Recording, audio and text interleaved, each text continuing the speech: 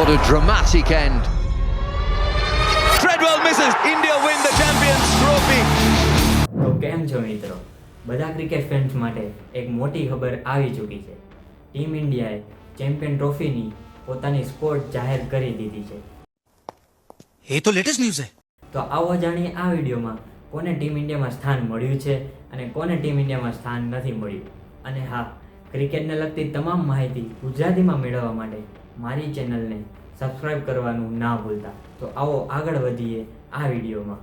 સૌથી પહેલાં બેટિંગમાં વાત કરીએ તો રોહિત શર્મા, શુભમન ગિલ, વિરાટ કોહલી, શ્રેયસ અય્યર જેવા પ્લેયર્સને મોકો મળ્યો છે. અને હા, આ બધાની સાથે યશસ્વી જયસ્વાલને પણ ટીમ ઇન્ડિયામાં સ્થાન મળ્યું છે. તેમના પછી વાત કરી તો વિકેટ કીપર્સમાં રિષભ પંત અને કે રાહુલને જગ્યા મળી છે. એમના પછી ઓલરાઉન્ડર્સમાં હાર્દિક પાંડ્યા, રવિન્દ્ર જાડેજા, અક્ષર પટેલ અને વોશિંગ્ટન સુંદર 4 ઓલરાઉન્ડર્સને સામેલ કરાયા છે. તો તમને શું લાગે છે દોસ્તો, સ્પિન ઓલરાઉન્ડર્સમાં અક્ષર પટેલ, રવિન્દ્ર જાડેજા અને વોશિંગ્ટન સુંદરમાંથી કોને પ્લેઇંગ 11માં સ્થાન મળી શકે છે? તમારો જવાબ કમેન્ટમાં જણાવો.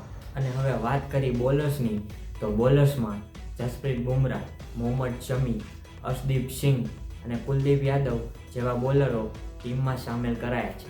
પરંતુ વાત તો એ જ છે, જસપ્રીત બુમરાહ ફિટ નથી ચાલી રહ્યા, તો તેમના માટે રિઝર્વમાં હર્ષિત રાણાને પણ સામેલ કરાયા છે. જો જસપ્રીત બુમરાહ ચેમ્પિયન ટ્રોફી સુધી ફિટ ના થઈ શકે તો હર્ષિત રાણાને ટીમમાં સ્થાન મળી શકે છે. પરંતુ ઘણી ચોંકાવનારી ખબરો પણ આવી છે, જેમાં સંજુ સેમસન અને મોહમ્મદ સિરાજને ચેમ્પિયન ટ્રોફીની સ્કોડમાં સામેલ નથી કરાયા. हमारे यहाँ ऐसा ही होता है.